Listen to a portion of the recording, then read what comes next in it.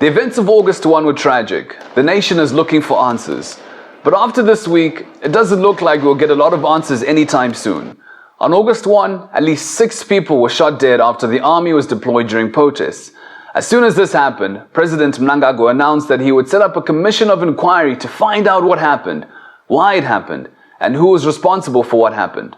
Last week, the commission called in the army. Everybody wanted to hear what the army would have to say about all of this. There was a lot of drama. First, the commander in charge of the operation took the stand. This was Brigadier Anselm Sanyatwe. He said, "No, none of my boys shot anyone. They never shot into the crowd." The commission even showed him that photo of that kneeling soldier. Still, he said, no way, not my boys.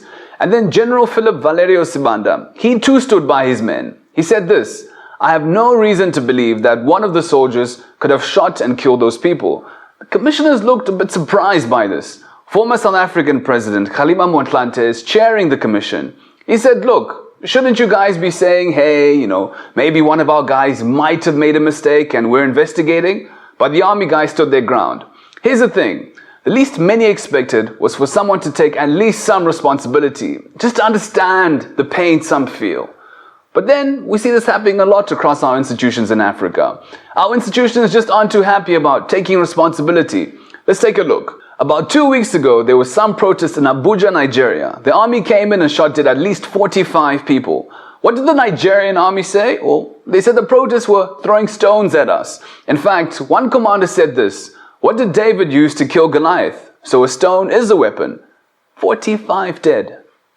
Just like that. Rewind to 2017 in Kenya. Opposition hit the streets to protest about elections. Police opened fire and up to 50 were killed. This included 2 children. Nobody took responsibility for that too. Let's go to Sudan, 2013. People protested against high prices. 185 people were shot dead. 5 years later, nobody has taken responsibility. And it has also been 6 years since 34 miners were shot and killed in Marikana. Has anyone gone to jail for that? No. But there are examples we can learn from. In Tanzania, a student was shot dead during protests against Magufuli in February.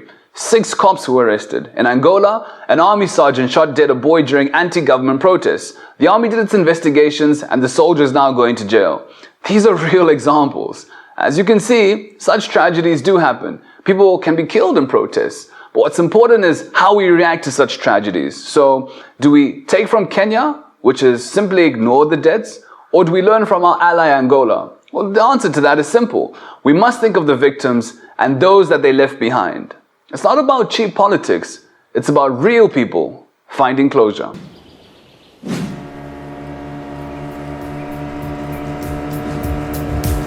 Lake Chivero, Handeku Parks. Our roads are killing us. This week, at least 42 people were killed when their bus caught fire on the Bulawayo-Bridge Highway. This fire might have been caused by a gas canister. Our deepest condolences go out to the families.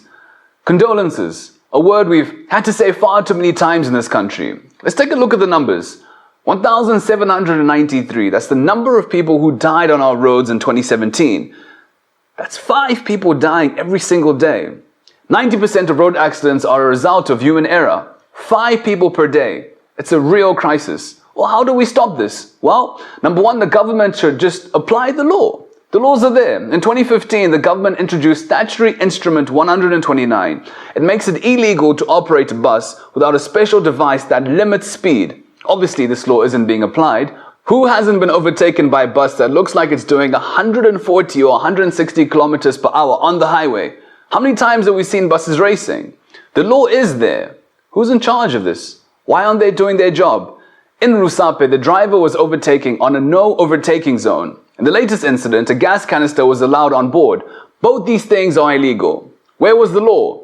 The government says it's increasing highway police patrols. Well, we hope the police are better trained now. We want to see them doing their jobs, not taking money from bus drivers. Number 2, are we using enough technology? There is a software that could allow us to track buses. And thirdly, are our emergency services really working? Remember that King Lion bus crash last year? The nearest ambulance was 70 kilometers away.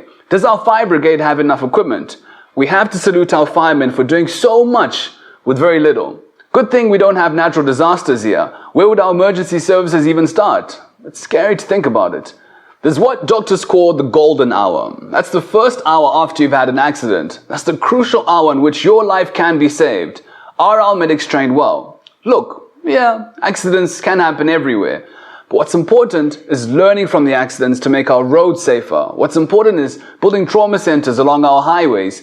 We need better roads, but we also need better emergency services. It's good to see our government providing coffins for the bereaved, but we want to see less coffins, just more action.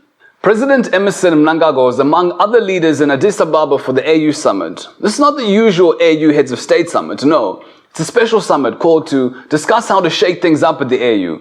The big issue is about money. The AU wants to fund its own operations, not depend on donors. This is how bad it is. The AU meets at its headquarters in Addis Ababa. Who built the headquarters? It was China. The AU meets to discuss its budget.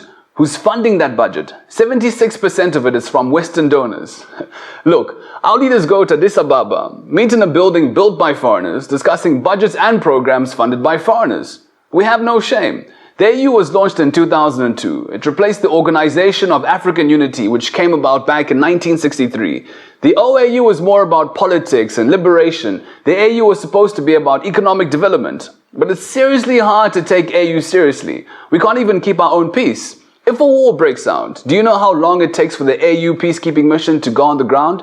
22 weeks. Yes, the AU has a standby force, but it takes months to respond to crisis. The EU has a peacekeeping force right now in Somalia.